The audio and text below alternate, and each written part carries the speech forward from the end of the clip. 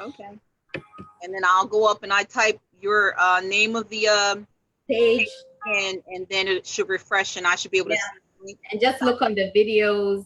You know, you can tinker with it until you find it. Don't worry. I do a lot of talking in the beginning. Okay. So you should be able to find it. It's on the Hope Hub under videos or on the page. You'll see it. Okay. Working. It's working. I'm about to get the notification that we're live, I'm sure. God willing.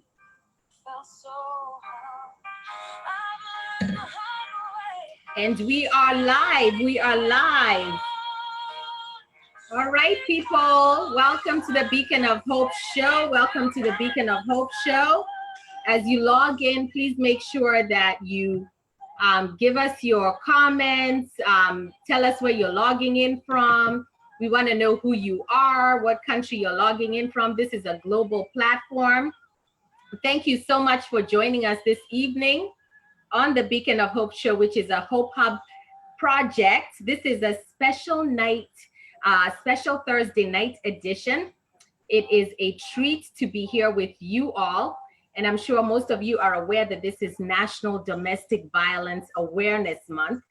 And though we should bring attention to this issue throughout the year, here at the Hope Hub, we felt we needed to bring in a hope story during this National Awareness Month and do our part to remind all of us that there are still countless people who are victims and survivors. Their children, their friends, their families, and even communities are impacted by domestic violence. We also wanted to bring in an individual whose mission and message has not only impacted her life, but the life of others, because she's a survivor and she's a thriver, and she's willing to share and be the beacon of hope for this very important issue. So as I said, as you come in, please go ahead and say hi to our guest, who is Pamela Brooks Grimes. Pam, I almost said doctor. Oh, wow. Is that my right? I almost said, so that must be a prophetic word in your life, that you will be a doctor of psychology. And I'm believing that that will be the case. So I'm not sure if Pam, if you see the broadcast already on your Facebook page, like we discussed. Yes. Oh, great. That's absolutely wonderful. I'm so happy that finally you can be able to see us. So when you see the broadcast, you can go ahead and share it on your page if you're willing to have people see this broadcast. If you see me looking down, it's because I'm also sharing it on my page to ensure that people get to see the broadcast, and I'm sharing it on my groups that I'm associated with, because this is a really important issue. Don't you think, Pam? Absolutely. I am totally in agreement. Issue with domestic violence is that there tends to be silence involved with being in circumstances where you feel threatened, and silence is power. You live in fear, and silence is the mechanism in which the continuation of the circumstance happens over and over and over again. So that's why I'm here to prove to all that I am the before and the after, that there is life after a terrible experience. Absolutely, I agree. And for me, from the society that I come from, there is a taboo associated with domestic violence. People are not really willing to speak about it. People are shameful about it, and who wouldn't be? However, what we want to remind people with today's broadcast and with this show is that domestic violence is, it's a crime. It's a crime. It's someone who is abusing someone, you know, physically, emotionally, financially. And just because something is happening within the confines of your home does not mean that it's not a crime or should be looked at any differently just because it happens to be someone that you love or someone that you loved. So as people log in, please make sure that you're sharing this broadcast to your groups. Make sure that people are aware that this is going on so that they can ask some questions of Pam, because she's the person who has experienced this personally for herself, and who has gone through and overcome through a ton of resources that are out here in community. Make sure that you're sharing this. And I think we'll just go ahead and start, Pam, just because this is a Thursday evening and I know people are busy. Sure. So let me, before I go ahead and introduce my guest or make sure that she introduces herself, I wanted to speak about what domestic violence is as a definition. So the CDC, as well as the National Domestic Violence Association, defines domestic violence as the willful intimidation, physical assault, battery, sexual assault, and or other abusive behavior as part of a systemic pattern of power and control perpetrated by one intimate partner against another. It includes physical violence, sexual violence, threats, and emotional psychological abuse. The frequency and severity of domestic violence varies dramatically depending on the couple, depending on the situation, depending on the circumstance. Anyone can be an abuser. Anyone can be an abuser. Abusers come from all groups. Absolutely. So Pam and I are not even from the same country, right? Abusers can come from all groups, all cultures, all religions, all economic levels, and all backgrounds. An abuser can be your neighbor, it can be your pastor, it can be your friend, it can be your child's teacher, it can be a relative, a co-worker, anyone. One study found that 90% of abusers do not have criminal records. Exactly. And abusers are generally law-abiding outside the home. That's an important fact for you guys to take home. Just because someone looks like you, right, a copyright of you, doesn't mean that no, that person is not an abuser. Therefore, contrary to popular belief, physical abuse is not simply a maladjusted person's occasional expression of frustration or anger, nor is it typically an isolated incident. It's not isolated. Physical abuse is a tool of control and oppression, and is a choice made by one person in a relationship to control another. So this is something we have to take very, very seriously. In the same token, and this is something that I found out with Pam, as well as with other people that have divulged and shared their secret, that in the same token, a victim or a survivor could be anyone. You may be surprised by who later divulges that they were in a relationship with intimate partner physical abuse. It may be an elderly person who was abused. It may be someone who is rich and wealthy, of high socioeconomic status or low socioeconomic status. Abuse in all races, ethnicity, sex, sexual orientation, gender identity, religion, or nationality. It exists in all people. Like this morning, I was actually listening to Della Reese, who was this woman who was I know it was a TV program, something to do with an angel, Pam. You remember Della Reese? Touched by an angel. Very strong, regal woman. I think it was Touched by an Angel was the show. And she was talking about, she was a victim of domestic violence, but when you see her, she doesn't look like the picture of domestic violence at all. And no one believed her when she told them that she was a victim. Mm-hmm. So we, all of us are here, at least here on the Hope Hub today, to tell you guys who are members of the society that really we have to have zero tolerance for domestic violence. And until all victims and survivors can be heard, we have to keep talking about this, because no one should be bullied or abused within the confines of a home that is supposed to be a safe environment. Absolutely. So now I'll go ahead and introduce Pam Brooks Grimes. Actually, I'll let her introduce herself because I tend to speak too much. Pam is actually my coworker. Yes, yes. She's also a woman that I'm proud to call a friend. Absolutely. She is like, I don't even know how to describe you, Pam. You're just an amazing person. She is so diplomatic, so sweet. She's a mother, she's a working professional, she's a student at WilmU going after her degree in psychology, her dreams.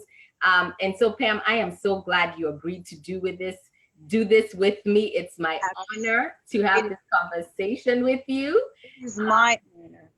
Yes, and thank you so much for answering the call to be a beacon of hope through your story. And for the benefit of those you who are meeting you here for the first time on the Hope Hub, please tell us a little bit about yourself by way of introduction so that we can get a glimpse of who you are. Sure. Thank you first again for the opportunity. The honor is all mine. I find Faith to be such a inspiration, intellectually, religiously. She's a great mother, great wife, brilliant mind.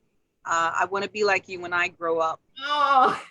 I just thought you're so creative in so many aspects, professionally and personally. So I am most honored to be a part of the Hope Hub, and I'm hoping that my message will touch, even if it's just one person today, to understand that there is life after. So again, my name is Pamela Brooks Grimes. I'm happy to say that I'm 52 years old.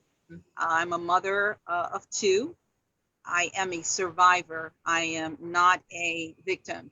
I choose to be a survivor. Yes. So my story is that back in 2010, ironically, this month on October 10th, as I lay in my living room after a disagreement with my then husband, as my two boys, who were 6 and 9, laid upstairs in their rooms asleep. It was approximately 1 o'clock in the morning.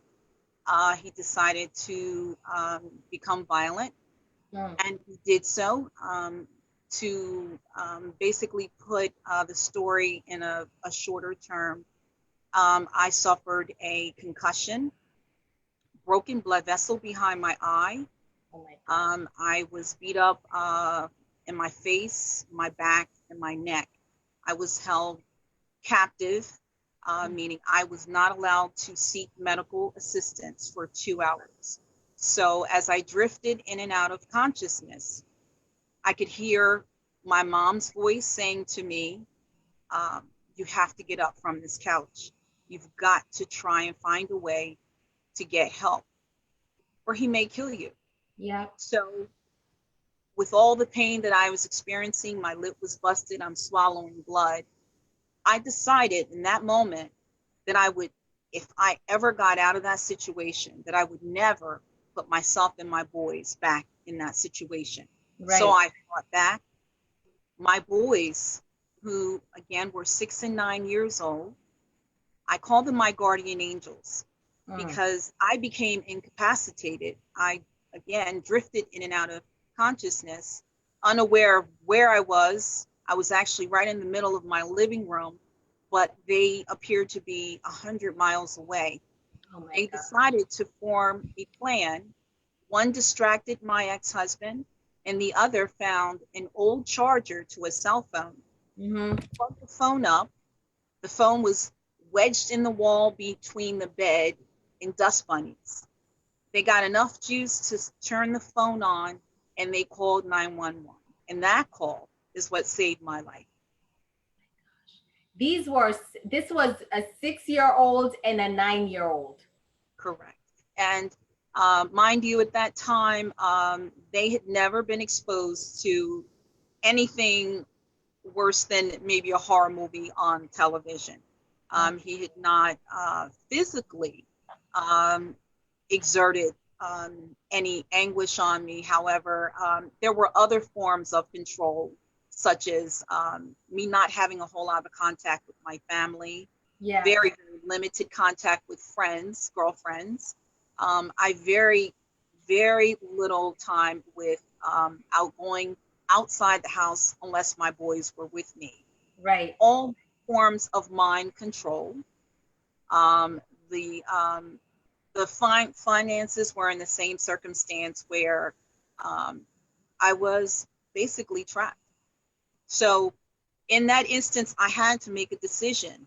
It was either remain in the situation and run the possibility of me not making it out the next time. What would Right. I do? What would the boys do? So they saved my life. So I devoted my life after that moment to protecting them. Thus, that's why I'm here today. Wow. Wow. So was there a precipitating incident that made your husband, go off like that on that particular day? Was There this were, how he was routinely? Like, can you take us back in terms of just context, what happened for that incident to occur?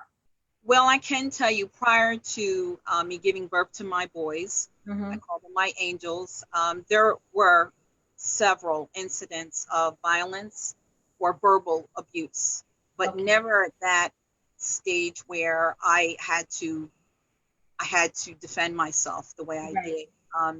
So the incident started out of state at a family gathering. We were at a skating rink, and he became irate because a young man was helping me. I was on skates and I almost fell. And the Wow. young man, who at that time was just a couple of years older than my oldest son, who we skated with weekly, Mm-hmm. my ex-husband became enraged and he swung at me at the skating rink. It was, mind you, a religious event taking Right. place at the rink. Mm. I chose to keep my kids and myself safe. I told him that I could not let him come back to our home, that we needed some time. He needed to cool off. I Yes. asked him to go with friends who were also there, and Mm-hmm. that he would go home, and that perhaps he would maybe go to his father's house and cool off. Well, I think in his case, it escalated the circumstance. Right. Uh, there was some evidence of alcohol and drug abuse Mm. did prior to coming back. So the skating event ended at approximately 11 o'clock. So 12 o'clock came, and I thought, okay, he took my advice. So I put the boys to bed around 11:30 or so, Mm-hmm. and I laid down on the couch. The dog, we had a little dog at the time, laid beside me on the floor, right by my side. Um, about quarter to 1 a.m., mind you, he comes in and he disarms the alarm system, Yeah. and then he starts hitting me about my head and my face. He had rings on, so instantly my lip was busted. He did serious damage to my eye. Um, I mean, I could say he probably hit me about 10 to 12 times direct hits, uppercuts to my chin. He punched me in the back. I then thought that I could protect myself, so I put my arms up to protect my face because I thought maybe he was going to break my nose or, Right. do some further damage to my face. So I decided to try and protect myself. I was Right. screaming and I asked him to stop. He actually looked as though he was in a trance. His eyes were, he just did not look like the husband that I knew. So Mm. I felt like, okay, I think he is under the influence of something. So he had me pinned down on the couch. I Mm. found a way to maneuver away from him, and Right. I immediately ran to the kitchen. He chased me in the kitchen, asked me what I was doing. I was running actually to try and get to the house phone. He slammed the phone out of my hand. He ripped the cord out of the wall. He then, so then I ran to my cell phone. He slapped the cell phone out of my hand and then removed the SIM card. So by then, our boys heard the ruckus. They heard me screaming and crying. So they started running down the steps. He Right. met them halfway down the steps. Mm-hmm. They asked to see mommy. They said, "What did you do, daddy?" And he slapped my youngest son Oh with a my gosh. and told him to go back upstairs and wait in their rooms. Have They you try ever to been put violent with them, with the children? Have you ever touched them? never, No? ever, never, never. And I think you So had because mentioned that you so guys had been married for a while. What was this? How we many years was it? we have been married almost 21 years. Oh my goodness. And Uh, so this was, even though it sounds like the most of the abuse was financial, emotional, up and I mean, you said before the kids there was physical correct. abuse, but There then was. after the kids there was a reprieve where it was more controlling behavior, financial, emotional. And Exactly. then at that point, at 21 years into the marriage, this was the first time he actually physically hit you. Exactly. That is correct. Literally 9 years, because my oldest was 9. So Yeah. literally there had been, so I can say that 2 days after my mom was buried, Mm-hmm. um, assaulted me. He left me How many, 2 days? 2 days after my mother. I had just buried my mother. It was literally probably the worst time in my life. Um, Next to, of course, me losing my dad and my Yeah, grandmother and grandparents. right. But in a long time, that had been probably the most traumatic experience. And I needed him, and he went out with friends drinking. Oh my So gosh. I called him, or at that time we had the beepers. I don't know if you recall. Mm-mm. Um, we had beepers back then, and I was paging him because I didn't want to be alone. I was grieving, and Yes, instead of him coming home or remaining home, he right. came back home irate, and he punched me in the face, and my head bounced off the wall and then off a lamp. I fell on the lamp. Um, thank goodness at that time, my brother-in-law, or his brother-in-law, I still called him my brother-in-law, Mm-hmm. was present, and he pulled him off of me. He punched me several times, again in the face, and this was in the 90s. My mom passed away in 95. So that was the last time that he actually had been violent physically towards me. And So then my son was born mhm. in 1998.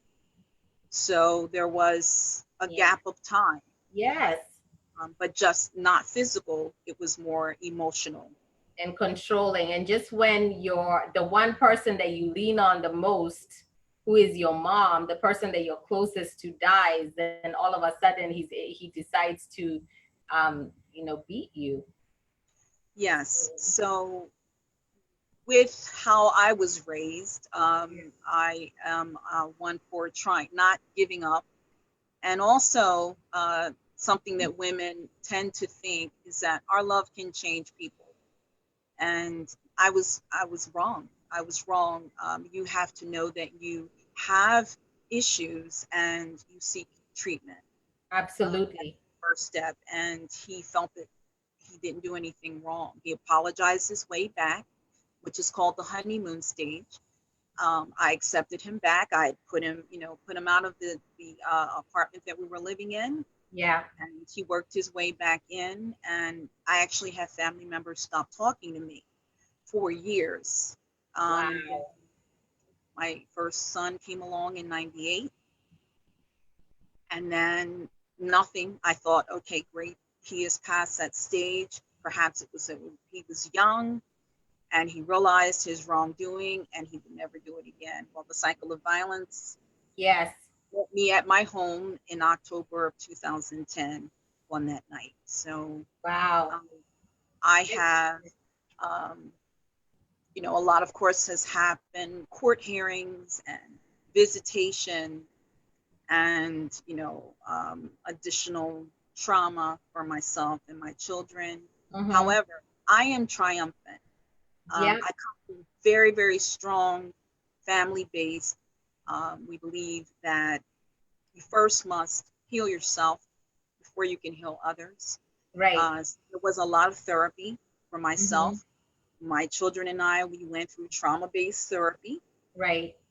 We went through an action plan in the event he returned, and he did. Years after the circumstance, he stalked me and he was outside my home as I was emptying out the trash. He was parked across the street as though it was 2 p.m. My children, who then were older, chased him off. So then that put my oldest at 11. He had to chase his dad away. Oh my gosh.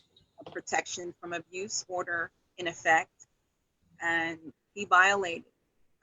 So he, hindsight 20, those possible victims out there, you need to understand that that protection from abuse order is just a piece of paper. It is only effective if the abuser abides by it. You as well have to abide by it. So if the courts tell you there is no contact and that there is a third party appointed, you are to abide by that court order. This is not about feeling sorry, feeling sympathetic, or having second thoughts. You have been violated, either it be physically or emotionally. For me, it was severe that I was abused. I made the choice. I did not break that order. I made a choice to dedicate myself to protecting my boys because they protected me. They were my guardian angels. So that is why I am here today. I am the voice to empower you that you can get out of the situation, but you have to first admit that you have a domestic violence situation. Educate yourself, empower yourself, find a network, someone, family, a friend that you can turn. Right. But you first have to commit in your mind that this is wrong, that this is something that I did not bring on myself. I didn't ask for him to punch me, to beat me. All I was looking for was love and companionship. I mean, the way you described it, it was like a boxing ring, because he physically was beating you up the way you would beat someone up in a ring, in a boxing ring, punching bag. Yes. And I know when I spoke to you about this particular trauma, and you told me about it because you divulged it when we were doing the trauma informed certification, and you listening to the teacher and the instructor talking about how domestic violence is one of the adverse childhood experiences that will impact a child forever, right? And so you kind of pulled me aside and you told me about this incident because it brought up that trauma, that specific trauma in your life. But then when you spoke to me, I was kind of like, there seems to be something missing, because especially after you told me it was 21 years of you being married, and it was this one time where he was physically abusive. And then now going back to that later on, then you told me all the other abuses. So there was other abuse going on that was financial, there was emotional, psychological, all these other things were going on in the household. But that's what happens to a lot of women, is they say, well, if he doesn't beat me, right, is that abuse? And they don't realize that it's still a form of abuse. He's controlling you. He's telling you who to speak to, where to go. He's isolating you from your friends and your family. So there's a lot of dynamics weaved into it where I think we as women, you start to believe that, no, he would never lay a hand on me, right? And it's not really abuse. And so that's why I thought, and I remember asking you, I said, wow, he beat you once and you were gone. Like, basically you were like, you're never coming back into this household, right?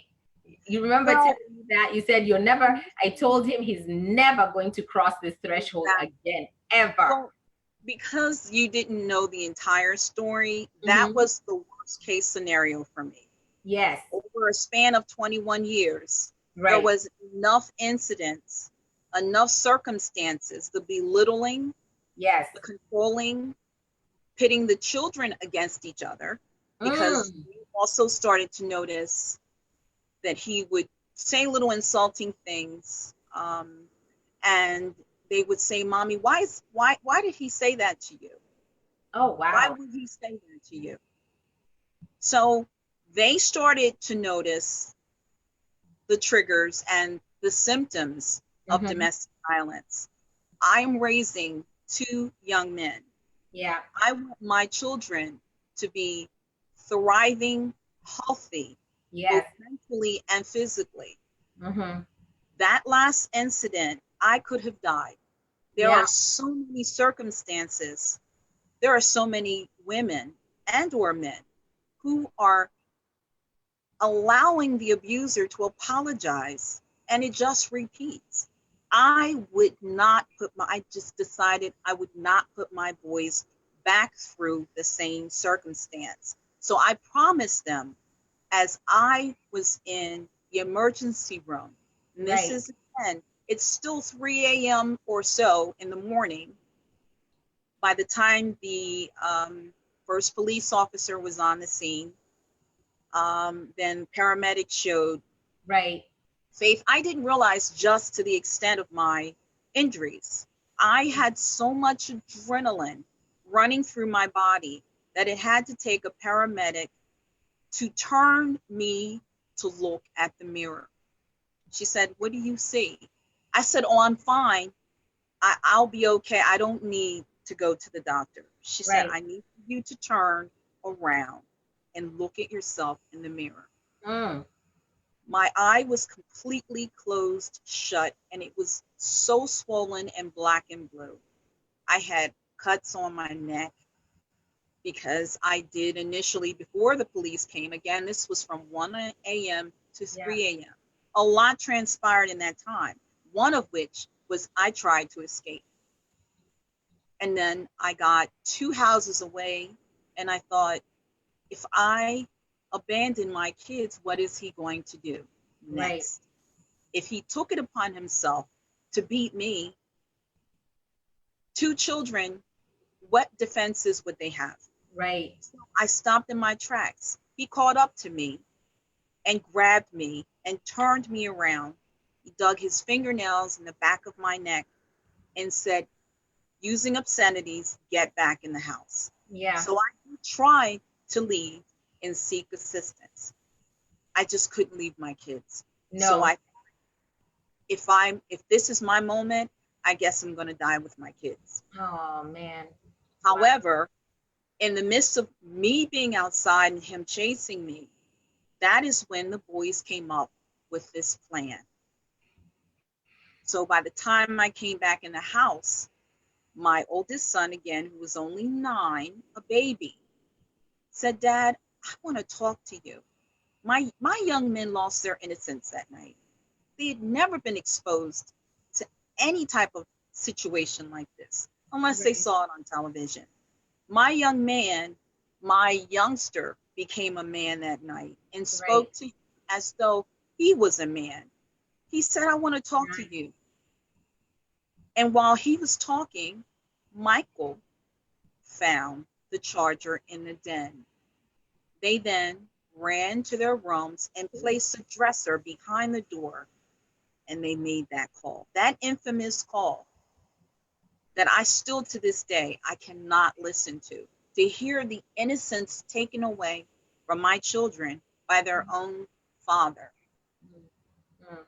is was devastating. So I decided in that instance, I said, "God, you're going to lead me. I have a lot of work to do, and you're Yeah. going to lead me and guide me to those Jane Does out there who Right. need awareness. They need to know that there are preventive resources out there. They need to know that there is education out there." That Let's is why talk about let's talk about the resources, Pam, because I know, especially for people, you can speak to the resources in our state, which is the state of Delaware. I know you're yes, an advocate for domestic violence and you're well connected within the state. Can you talk yes, to us about from the hospital? I know you said yes, someone is the one who actually put the report together for your protection yes. from abuse. Speak to us about the resources that you've received and been connected to within our state. So the first was mobile crisis through the Division of Substance Abuse and Mental Health Services. Okay. So after I was examined, I was x-rayed, I had an MRI done, and they determined the extent of my injuries. Right. Then had me speak with a mobile crisis counselor through DSAM, or Division of Substance Abuse and Mental Health Services. Okay. Full report. From there, they recommended for me to go see an ophthalmologist. There was a concern that I would experience some visual loss because I suffered a broken blood vessel behind my eye. They were concerned that because of the amount of blood that was coming out of the broken vessel, that I would have to have surgery. So that was my first referral. The second was that I had to contact an attorney. Thus, I connected with, through a friend and coworker, Delaware Volunteer Legal Services. They were a godsend. They offered me free legal support for the entire 2.5 years. There was a battle. He put me through a lot.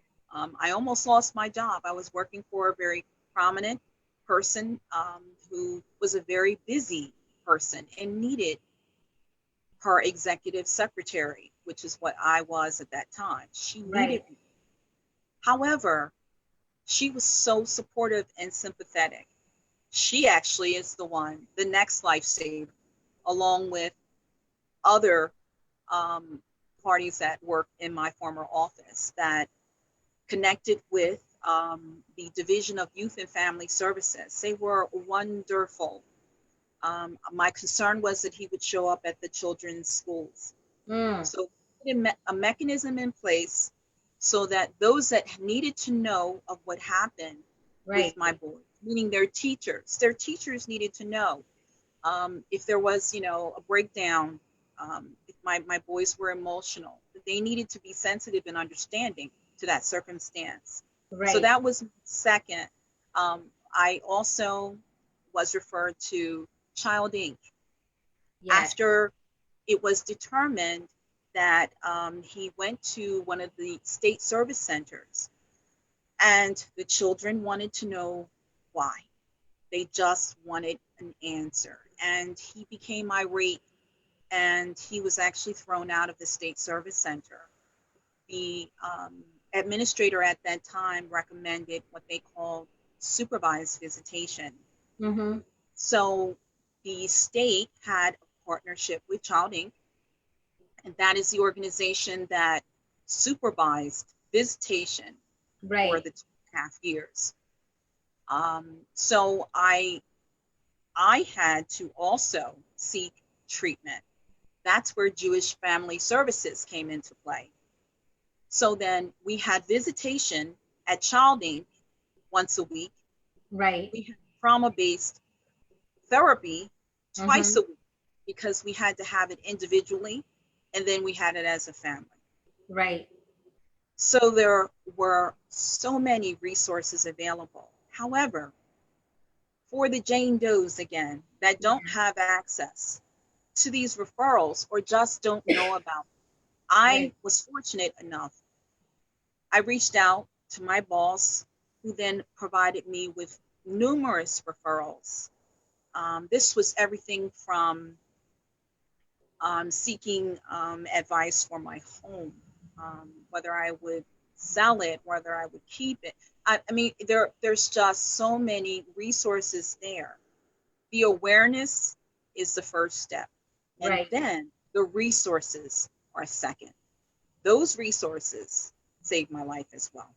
So you would say there's plenty resources for any woman that's willing to leave a domestic violence situation, and especially if you have, I don't know, did you also have a circle of friends or family that came to your aid during that time? Absolutely. So Once my family found out that about the circumstance, of course, they pulled around me, and became very protective of myself and the boys, their nephews. They wanted Right, to make sure we were okay. So that personally, I had to have a support system. right. Um, Both my parents and my grandparents are deceased. Mm-hmm. So, yeah, it helped that I had my brothers. I have three brothers and a sister. They were there for me. And I can say, I just can't say thank you enough, because there were times where I just felt alone, even though I had a plan executed by, the legal services support. Um, I didn't know what I was doing. I kind of felt like, am I doing the right thing? And Yeah. a lot of doubt. Yes. However, I did have, my spiritual support system. I also took my children to church, and we prayed Mm-hmm. a Mm-hmm. lot of family time. They needed to know that mom was going to be okay. Right. So, the other mechanism that I set up was I purchased them cell phones, brand new cell phones, as a Right. way of staying in constant contact, because I couldn't be there for them every day when they got off the bus. Right. So, through the suggestion of our therapist to Mm-hmm. keep us, we call it a safe plan, a safety plan. The safety plan was, as soon as they arrived in the home, they would call me, not text me. They would call me and say, Mommy, I'm home and I'm Okay. in the house. One would, my oldest, of course, would get home first, and then the youngest would come, and then they would start on their homework. My Right. boss, and who was very supportive, Mm-hmm. allowed me to leave as close to 4:30, 5 o'clock as possible, so that I could be home, so that I could reconnect and reestablish a support system, because Right. I then became the family and head of household. Wow, wow. So just to recap, because we've gone through a lot of information, and for people who are coming in, today is Purple Thursday, which is the National Day for Domestic Violence Awareness. And that's why I had my guest, Pam Brooks Grimes, who is here to speak on this topic, this issue in society that, we need to raise awareness that it is happening. The statistics are quite alarming, and I'll go through them towards the end in terms of some of the statistics where I was like, oh my God, I can't believe that this is going on. But in terms of her story, a lot of these stories sound very similar. But I think with Pam specifically, she had a long marriage, which, from the outside looking in, you would think this is a stable couple. They've been married for 21 years, 21 years.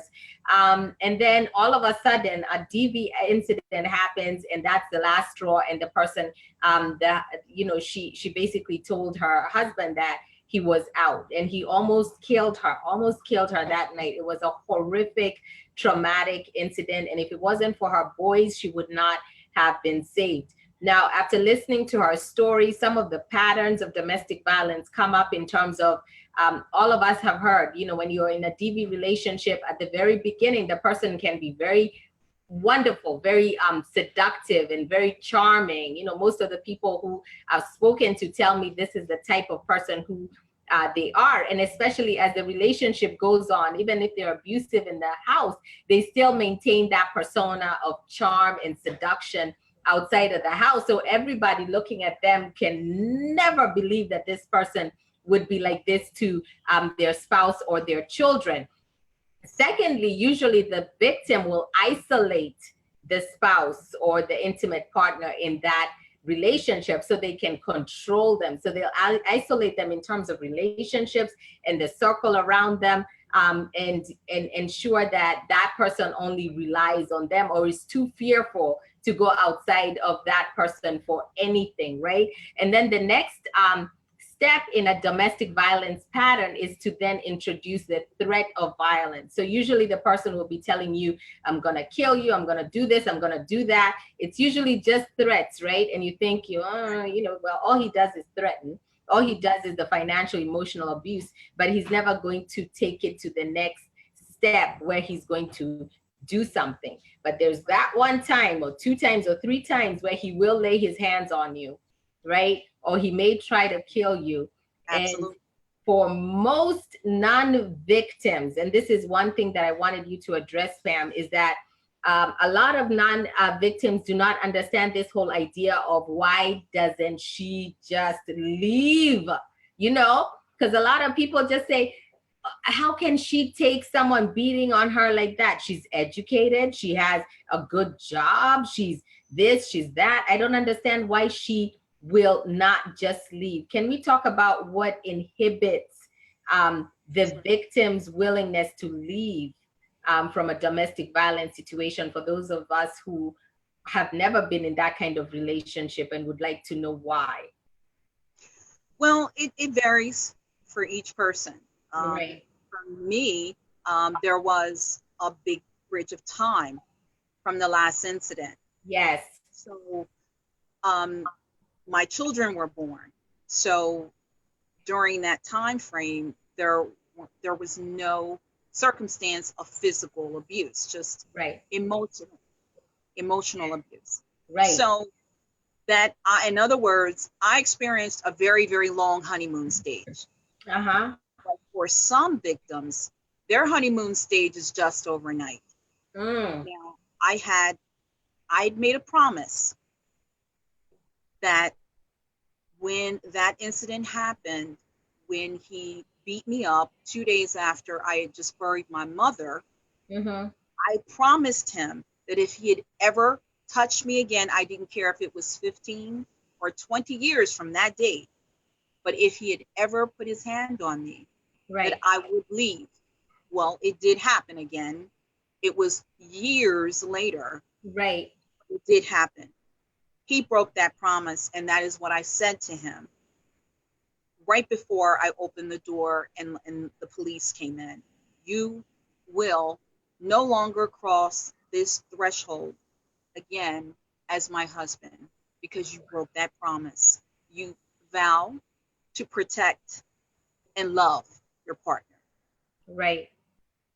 So to answer your question, my circumstance was different. My circumstance wasn't, whereas it was domestic violence occurrences physically every day or even once a month.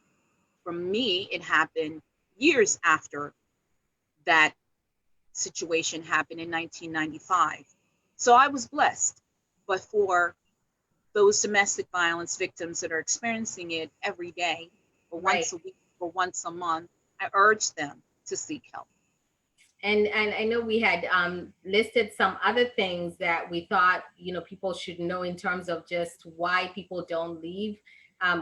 First of all, if you think about yourself in a relationship like Pam, where you've been there for 21 years, you have a whole host of circle of friends and family who have a vested interest in this relationship surviving the test of time. And so they think, well, this is a one-time deal, right? He may have darn near killed her, but he's a good man, yes. He's this, he's that. And so you're afraid of that victim blaming, right? We tend to blame the victim instead of the abuser. And as I said, that person could have been a good father, an upstanding community member with a great network.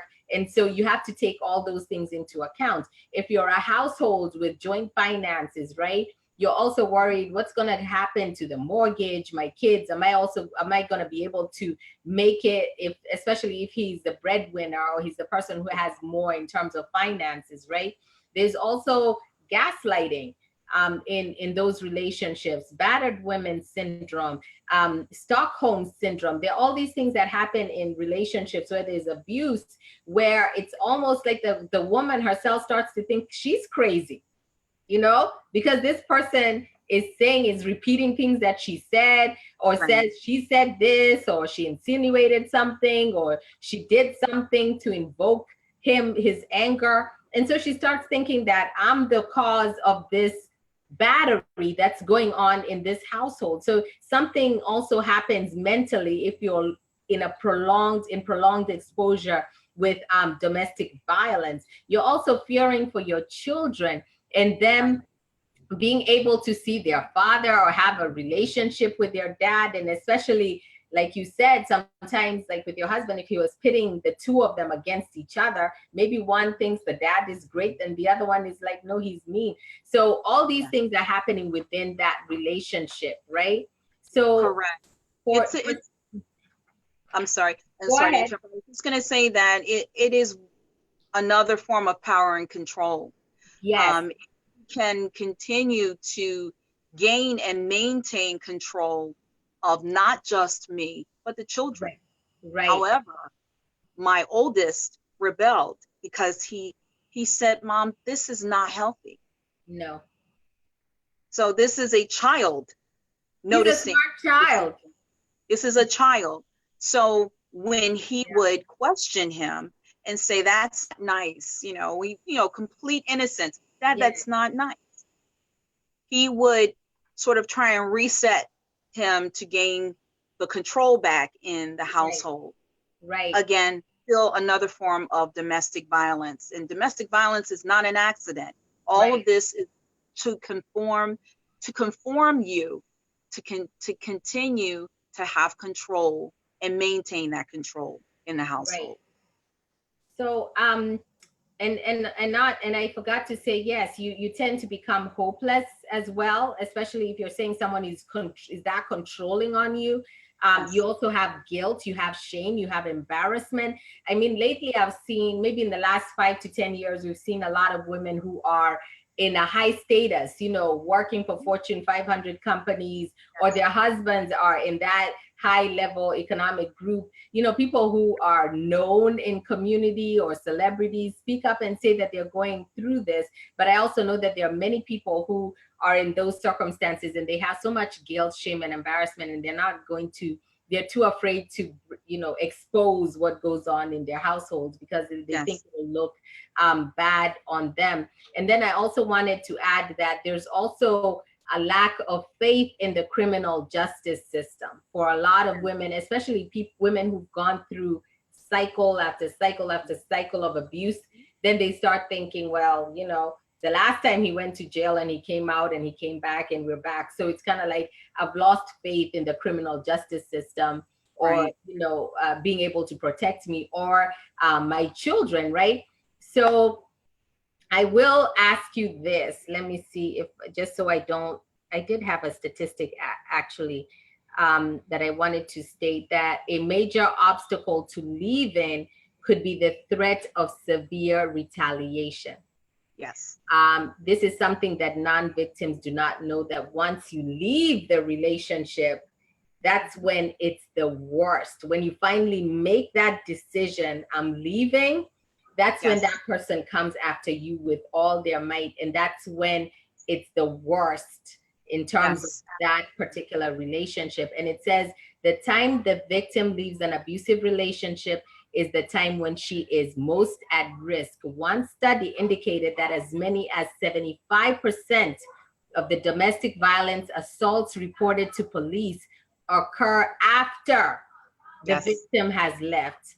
And Yes. over 50% of battered women who leave their homes are hounded, they're badgered, they're stalked, like you said, and they're Yes. forced to return. And so that's a true, honest to goodness, scary fact that a lot of women who are victims go through. And so they decide, well, he gets worse when I say I'm going to leave, so I'm just going to stay here and somehow maybe I'll protect my kids, and by time maybe he'll change or whatever the case may be. But that's a huge threat to the victim. Yeah, so to elaborate on Mhm. that, the as you mentioned, the I guess predator feels as though he has lost his control. Yes. So that infuriates him. So next day after the event, an emergency PFA is placed on by Newcastle County. Okay. He broke that the next day and broke into the house through a side window. What? After 24 hours after he was told that he is to not have any contact with me and or return to the property. So then, hindsight 20, defamation of character happens, stalking. Another method of control was, if I can keep her in court all the time, she'll lose her job. Then maybe I can come back. Oh. In the 2.5 years, I think I was in court every other month. Oh my God. I literally had absorbed all of my vacation leave, and I had quite a bit saved up. I typically would always take off the Christmas week with the kids, and we would go different places and such.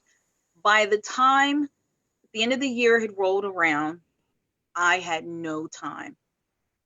The role reversal was mom's fault. This is all mom's fault, even to this day. Yeah. The children, unfortunately and regretfully, do not have a positive relationship. They have severed ties with their father.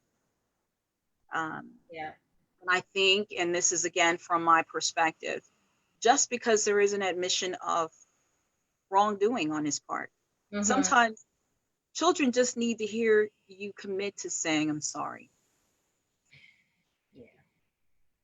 Yeah. That's all. That's all. That's all. But he never did. And to this day, he hasn't.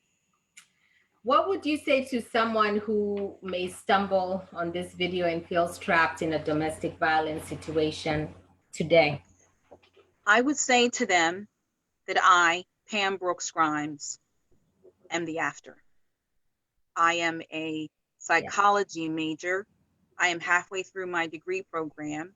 Initially, I was a legal studies major because I wanted to pursue helping those from a legal perspective. Right. But I decided I'd like to do it from an advocacy side. So I decided to change my degree halfway through my legal studies program. That's okay. Yes. I felt like that's where my calling was. That is how I can really truly help. So to answer your question, I am the hope. Oh. I created the hope. I made the decision that I am going to inspire and draw women and men in to make them aware. Yes. The things that are happening, you can achieve and you can go on to live a life after. So I am the after. Wow. And she is an independent woman. Yes, ma'am. That's it. That's for sure. She made it out and she is an independent woman. And Yes, you know, I just love that you live your life with integrity, with character, with courage. You're just an amazing, amazing woman. And I'm so glad you divulged that story to me, because I had absolutely no idea that that was your story. And I'm just so glad that you said, look, I do have a story and I am hope for this specific issue. And just to recap, because I think resources are so important, and some of the notes that you said, I do want to highlight them. Number one, that we said, you know, DV is, it is taboo in society, right? You know, there is a lot of shame around it, but people need to understand that it is a crime. It's punishable by law. It doesn't mean, you know, whether it's, and sometimes it's the woman, it's not always the man. There are men who are abused in domestic violence situations, but irrespective, you should never sit in a house where there is domestic violence and allow someone to beat on you. There is hope, there is help. Pam talked about the resources here in Delaware. People can reach out to you if they need information on resources. You certainly can. They can visit me on Facebook. I'm under profile Pamela D. Brooks now, as I've gone back to my maiden name. So they can certainly look me up on Facebook. I am happy to offer any advice. Absolutely. And so you do have a right to be free from physical assaults and abuse. There is counseling. She talked about counseling. She talked about therapy. She talked about family visitation programs for those of you who have children and need help in that aspect, or you're worried about seeing your abuser. there is a family visitation program, or what they call access and visitation program, where you never have to see your abuser. You know, you Not come in through one door, you're in a different parking lot, he's in a different parking lot, and it's right. it's safe exchanges, but he still gets to see your the kids, and you know, so it's a wonderful program here. I know within the state, and I'm sure other states have that program. And the reason they started those programs, and Pam and I know this because we work with those programs, is that there were a lot of women who would, and well, spouses who would exchange their children at the McDonald's, at the Rite Aid, at the Walmart, and inevitably there would be a fight that would break up. And in Delaware, about 20 years ago, there was a woman that was killed during such an exchange. So that's why we have that program here in the state, and there's security guards on site. It's monitored visitation, right? That's correct. Pam, you want to say anything else about family visitation, access and visitation? Just that it was a godsend. I felt once I dropped my boys off, I knew that they were safe. They were monitored. There's a camera in the room, and literally right outside the door, there is someone there that will monitor any unusual activity. So your children will be safe as well. You know, you are safe because you're not in the environment dealing with the perpetrator. So your children are legally allowed and, you know, able to connect with the other party so that they still continue that connection and relationship. And that is what the family court's role is. Their role is to ensure that the families stay together, but in a safe environment. Ultimately, that's what this is all about. The family visitation center's role is to create a safe and thriving environment for the children, not the adult, but for the children. But I do want to say this, even though I don't have the research around this, they do have help for the abuser. That is correct. He also was court ordered, as well as I, to complete. He went through a couple of programs. He had a monitoring program where they wanted to ensure that because he was participating in visitation sessions, that his he was checked for alcohol and drugs. So he was monitored in that aspect. And he was court ordered to complete a full training and sort of just a setting of therapy so that he understood his role in the circumstance and understood that because of his actions, there are repercussions both legally and morally. And then I think the last thing I wanted to say in terms of if you feel trapped is that criminal justice options exist in terms of the criminal justice system, including domestic violence diversion through the court-ordered counseling and substance abuse treatments, which you just said, probation, suspected sentences, etc. So an arrest does not necessarily mean that there's going to be a state prison term, because I know a lot of women feel like, oh my God, I'm going to have him in prison forever. There is a diversion program. And then, of course, you did talk about the DVLS, which you are an advocate for. And that program, can you tell us, is it for people who need pro bono legal services? Is that what they have a lot of different services that they offer. So they offer services for domestic violence situations. They also offer services, supportive services for those who are going through mortgage and or bankruptcy issues.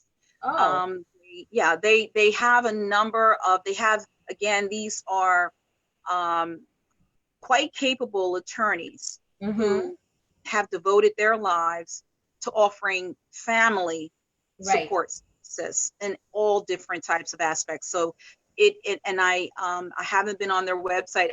From what I understand, they actually have increased more services because there is a need in Delaware, and they they have to add more attorneys, which is why I also was a part of a promotional service that we are sort of advocating to additional attorneys here in the state of Delaware to provide pro bono work so that they can see I am an example as to the success of the program of being sort of a sponsor. So Yes. DVLS, they offer a number of services, and I definitely would recommend folks to go to their website, dvls.com, and just take a peek at the services that they have, because they have really grown even in the past 8 years that I've been with them.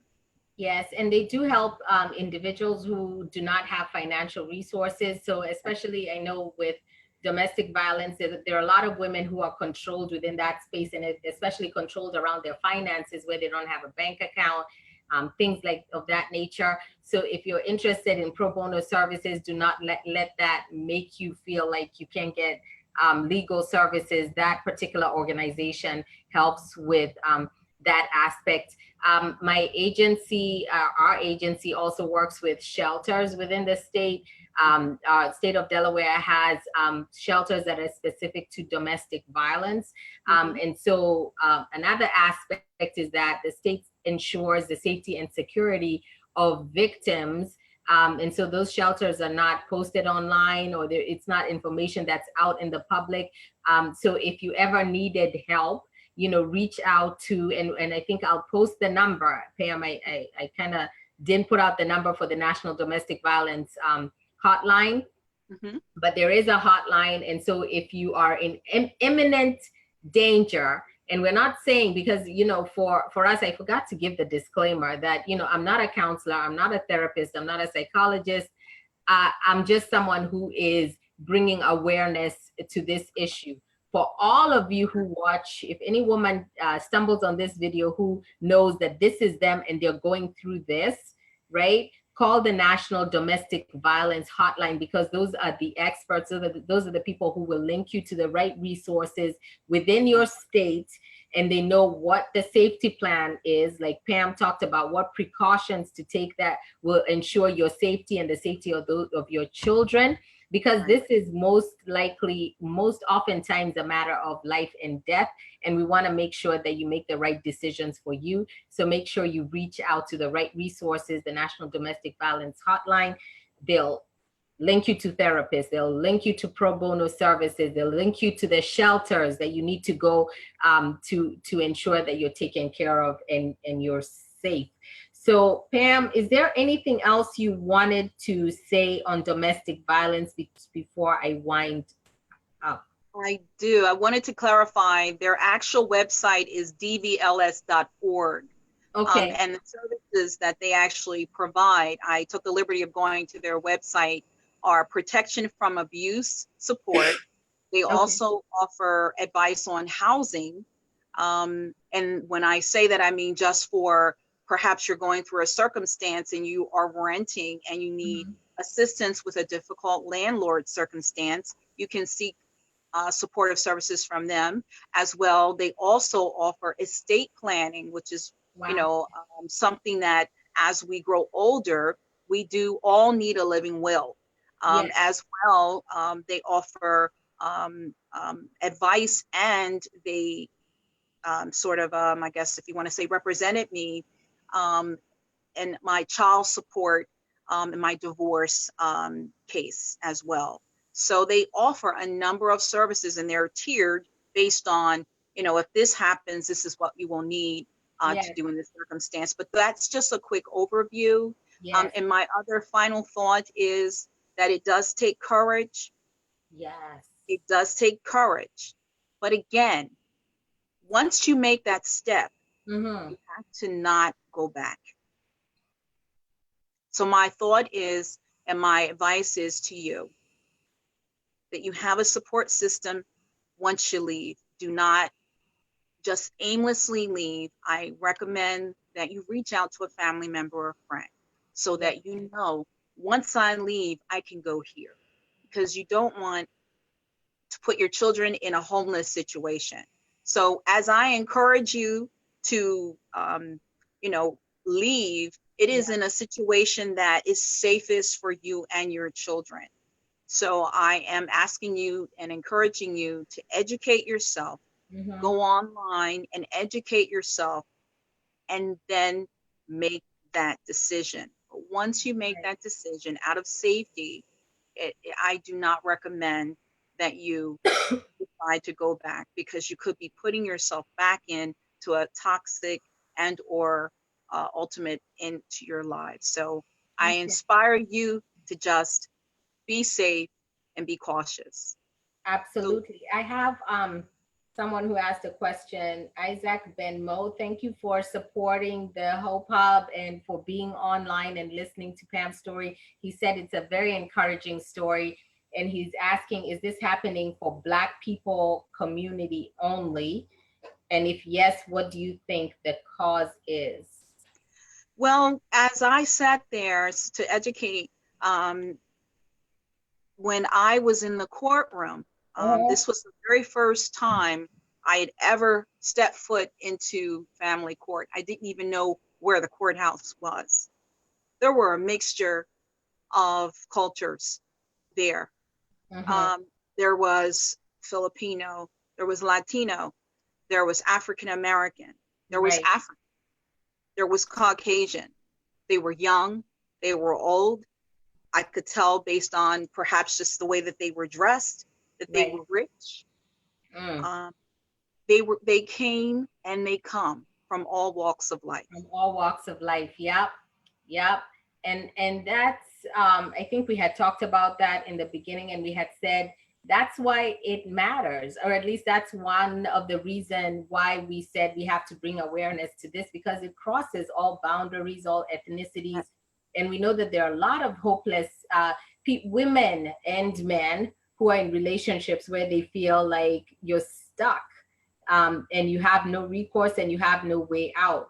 So if anything, we're here to just bring some semblance of awareness and get people to understand that there are resources out there that will help you and your children to navigate this system.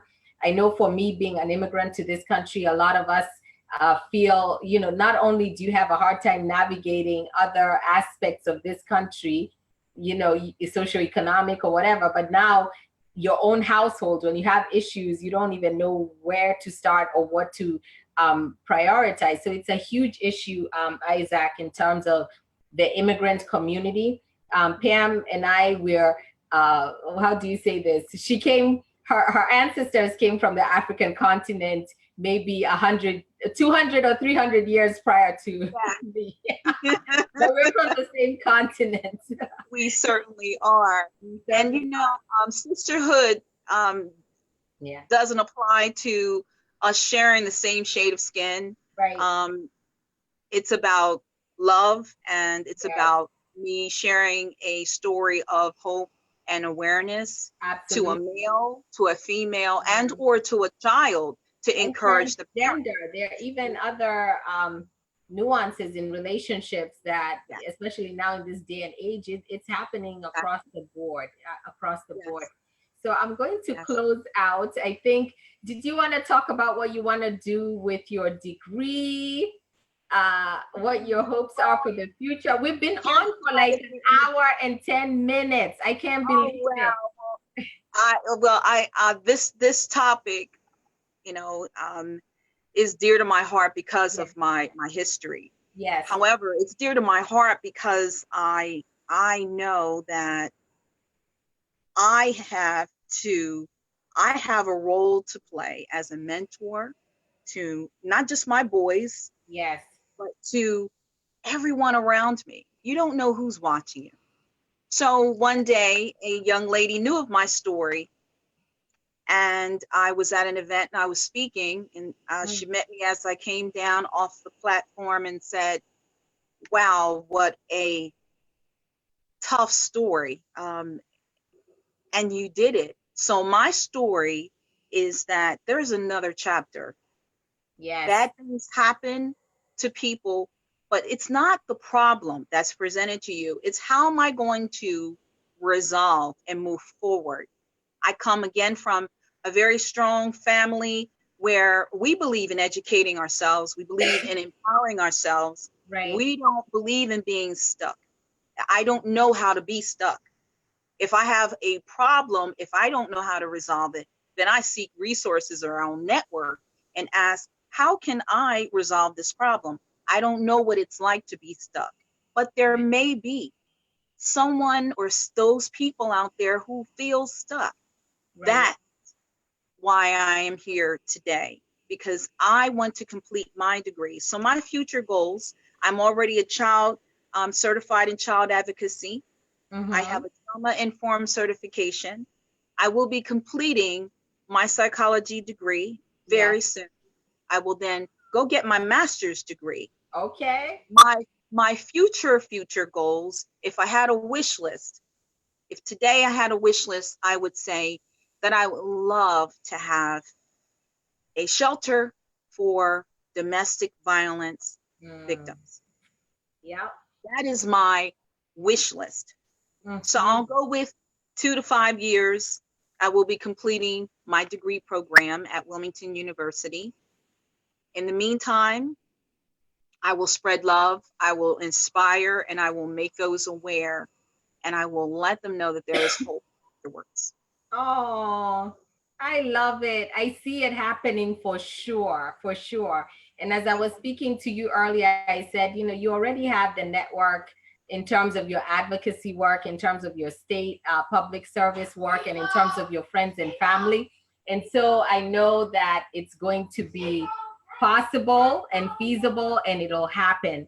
So I just want to say thank you, Pam, for using your voice, your experience, and your perspective, and your sheer wealth of knowledge on this topic to just contribute here to the Hope Hub for our viewers. I realize how much courage it took for you to do this.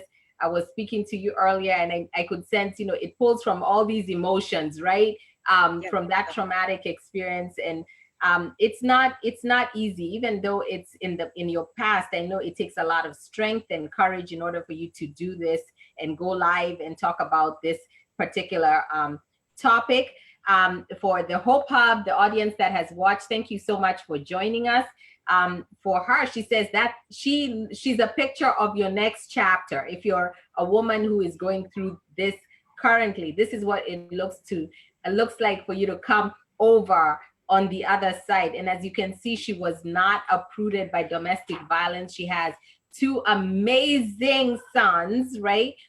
One is in college.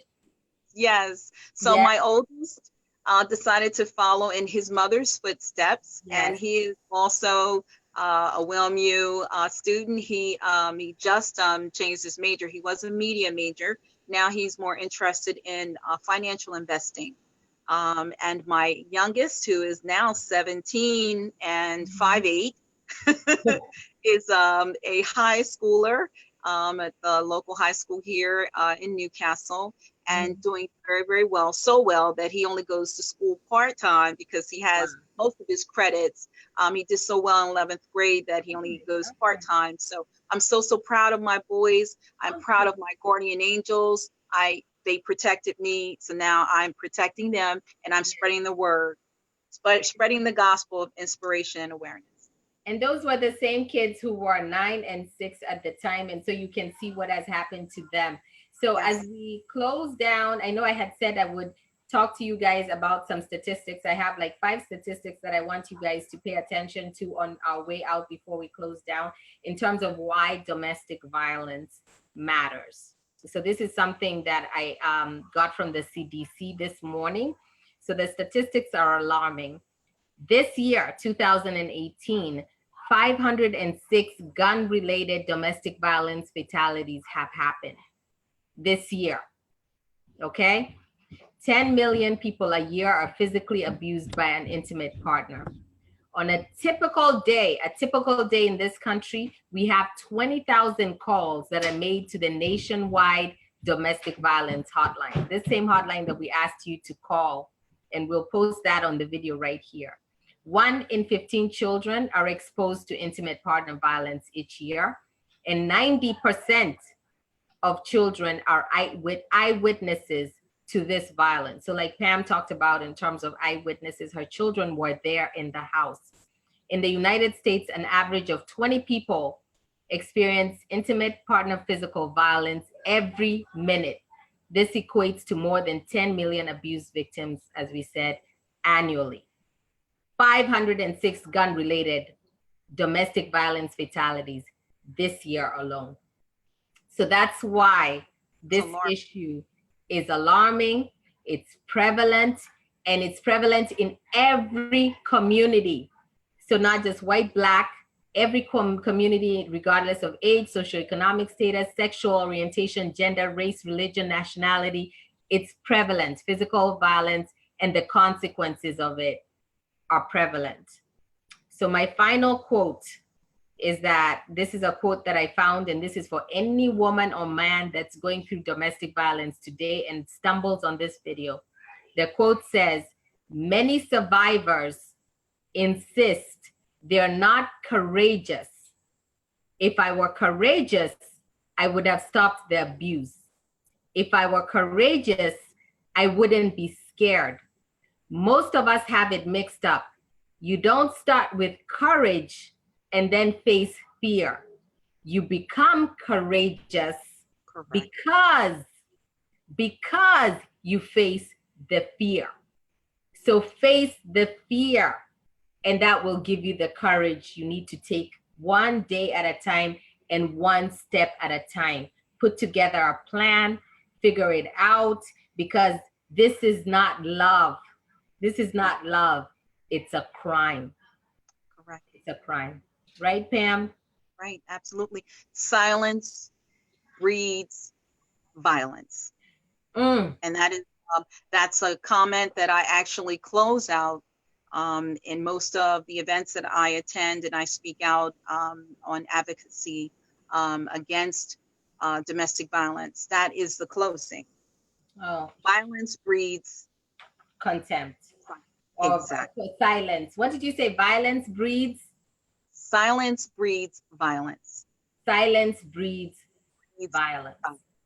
So if you remain silent, you will continue to be in a violent situation. Ooh. Thank you so much, Pam. Absolutely. Faith, I can't thank you enough. And I thank those out there that are listening. I hope I've touched at least one person, hopefully more. Yes. Thank you so much for the opportunity. I really appreciate it. You're welcome. And for those of you who watched the Hope Hub on the replay, I know this was an odd time for us to come live, so we didn't get as many viewers as we usually do. However, this week, you know, we on this Thursday, this is an important issue that touches so many segments of our population. We thought Purple Thursday, we're going to raise domestic awareness around domestic violence. And I thank you, Pam, for being my guest. Blessings to you and your children, who are so amazing. I love her sons. They're so handsome. So anyway. I love your family too. They are absolutely gorgeous. Oh, you have a good family, and you are such a blessing to us here at the office. So thank you for being you. You're welcome. God bless you all. Thank you, Hope Hub. Safe drive home, Pam. Thank you. Take care. Bye. Bye. End meeting.